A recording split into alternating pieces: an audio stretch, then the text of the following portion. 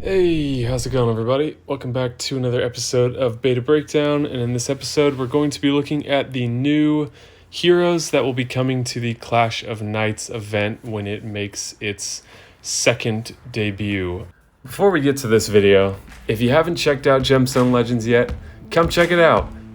There are, no joke, thousands of players from Empires and Puzzles that have come over already, and for good reason.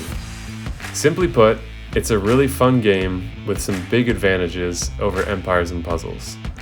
We both know that the players that join these games earliest are some of the most dominant players. And this game is starting to really take off, so the longer you wait, the more you miss out on. Not only can you support the channel by using the download link in the description of this video, or by scanning the QR code on your screen, but doing so will also give you a free $50 starter bonus with an epic hero, gems, and gold coins, all for free, just by using the link or QR code provided. And then when you start, you'll gain access to beginner events exclusively for players who use the link or QR code provided that will give you another strong epic hero, a set of 5-star legendary equipment, and a platinum scroll for another guaranteed epic or legendary hero. Lastly, I have created a bunch of videos in a Gemstone Legends playlist on my YouTube channel to make learning this game as easy and fun as possible. So hit that download link in the description and get started with one of the most fun and deep Match 3 RPGs. There's a great community in Gemstone Legends, it has some huge advantages over Empires and Puzzles, and overall I think you guys are really going to like it. We saw, I don't remember exactly where, but they talked about a wolf and a raven family. All the heroes we got the first time were from the wolf family, and now we have heroes from the raven family. So we're going to be taking a look at 4 legendary heroes, including one very cool epic hero. The first very slow 4-star hero that I can think of that I could see being actually very good in a lot of different aspects of the game, primarily rush, but I guess what I mean is not just limited to 4-star tournaments, but a hero that's so impactful that they can be used in a lot of areas of the game. So make sure you stick around for that one. So we'll just jump into these. I'm going to try to make this fairly quick. As a reminder, the family bonus for the Raven family, as you can see here, is for 2 and 3 heroes, 35 or 50% chance to make a cast ailment uncleansable. So with the Wolf family, we saw this same percentage to make a cast buff undispellable, which is pretty cool for heroes like Ludwig or Ferrant or what's his name, Wolfgang. They all have interesting buffs, and now we're seeing heroes with interesting ailments that they cast, and a chance for those to be uncleansable ailments, which is kind of cool. So anyways, first things first, we're going to be taking a look at Rain. So this is an average speed dark fighter, attack 815, defense 780, HP 1384. I don't even need to say it anymore. If it's a new event hero, you know the stats are going to be ridiculous. Those are very good. Deals 450% damage to the target. The target receives 748 poison damage over 4 turns. This effect is contagious. So let's break this down. First of all, 450, a pretty average snipe. I don't mean that on the speed, I mean the amount of damage. But with an attack stat of 815, that's pretty dangerous. 748 poison damage over 4 turns is not quite 200 per turn, and keep in mind this will go up with emblems and troops, so this may get up into the maybe close to 900. I don't know exactly how much these things can increase, so I'm always just going off my intuition, but quite a bit. And then we're seeing something we have never seen before, which is this effect is contagious. I'm not 100% on how this works yet, but from seeing some of the beta testing, it looks like this functions similar to like Sir Roostly's chain effect. However, it happens a turn at a time. So you hit the target gets this ailment. If they have a hero on either side of them, this then spreads to those heroes on the side and then spreads to those heroes on the side of them.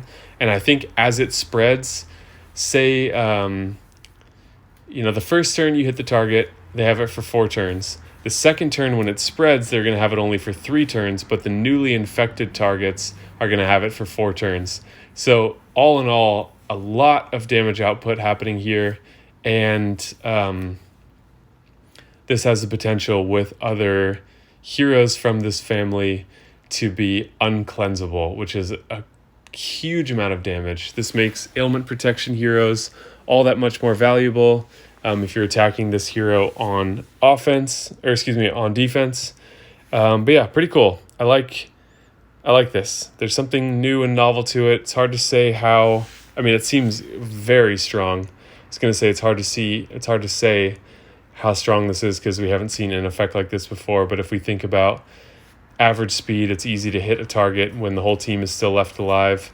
And if you hit the center, this can spread out in the following 2 turns to be affecting everyone. And now you're dealing, I don't know, probably 900-ish damage to the target. And then everyone's receiving over 800 poison damage over those next 4 turns, which is huge. So pretty cool. Next up, we have Eloise, a average speed holy wizard, attack 803, defense 793, HP 1390, destroys all minions from all enemies first, deals 270% damage to all enemies. If an enemy had minions, they will be immune to new minions for 4 turns. So we're seeing a lot of new anti-minion heroes. This is also in the Holy Element. Is reminding me a lot of that new hero from Black Friday that does extra damage to heroes that cast minions.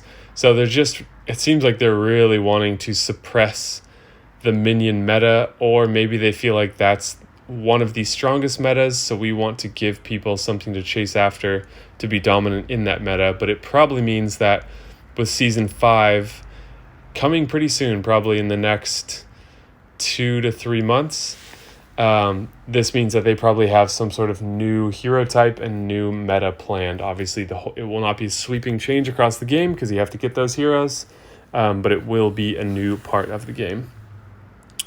So pretty good because you're destroying minions first, so that's equivalent to dealing damage, and then you're dealing damage after, so that damage is not soaked up by minions, and then they'll be immune to new minions for 4 turns, and that's potentially undispellable.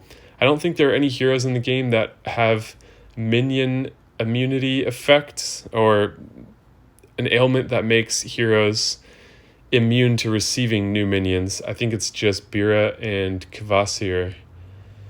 So this is kind of interesting. Average speed. Okay, next we have Quentin, a fast blue rogue. Attack 821, defense 766, HP 1396. And this one seems pretty cool. Deals 420% damage to the target. The target receives 100% damage for all the damage their allies receive for 4 turns. So that's pretty cool.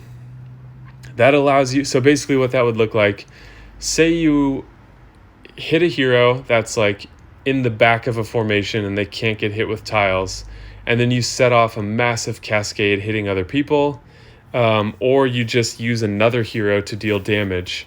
That one, it's going to be chained... All the damage received is going to be totaled up and chained into this one hero. So in the right succession, this is pretty much a guaranteed kill. And if this becomes undispellable, that's super strong. So that's really cool. Again, another novel skill.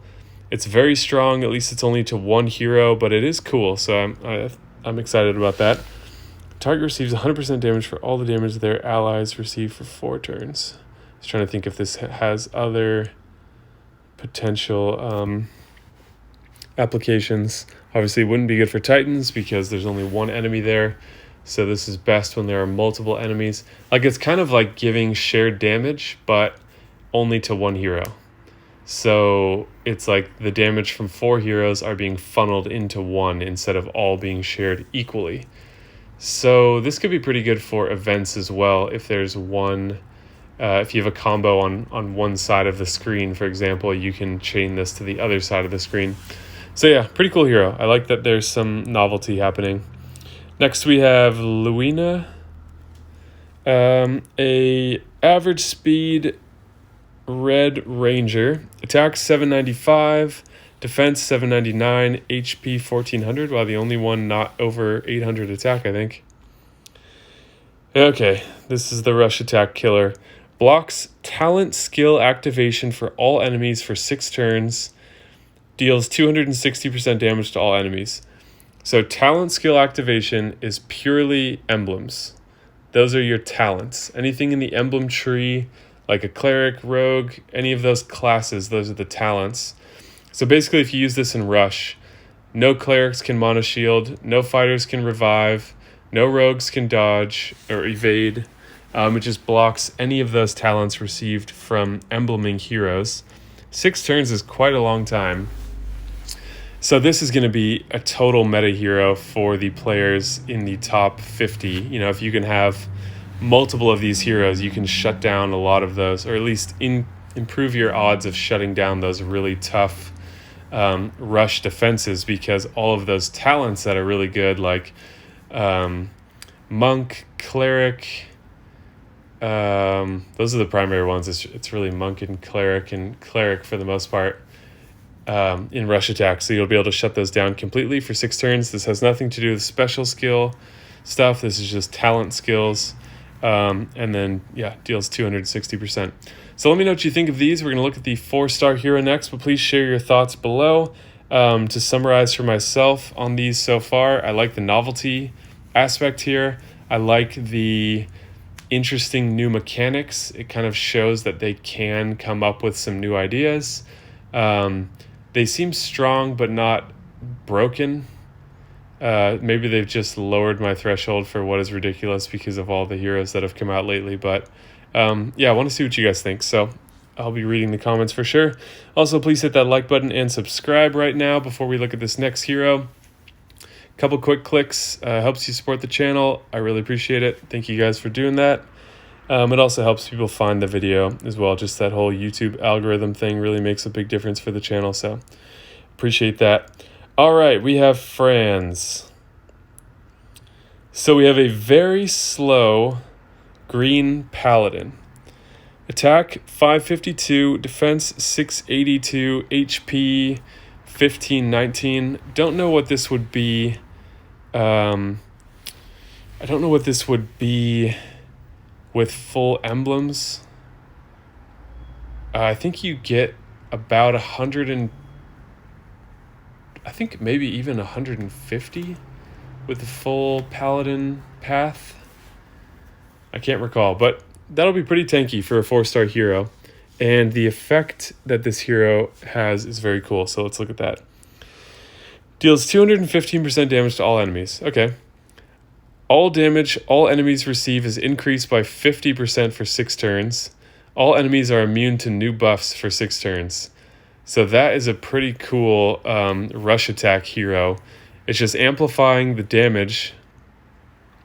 All damage all enemies receive is increased by plus 50%. So 6 turns is a really, really long time.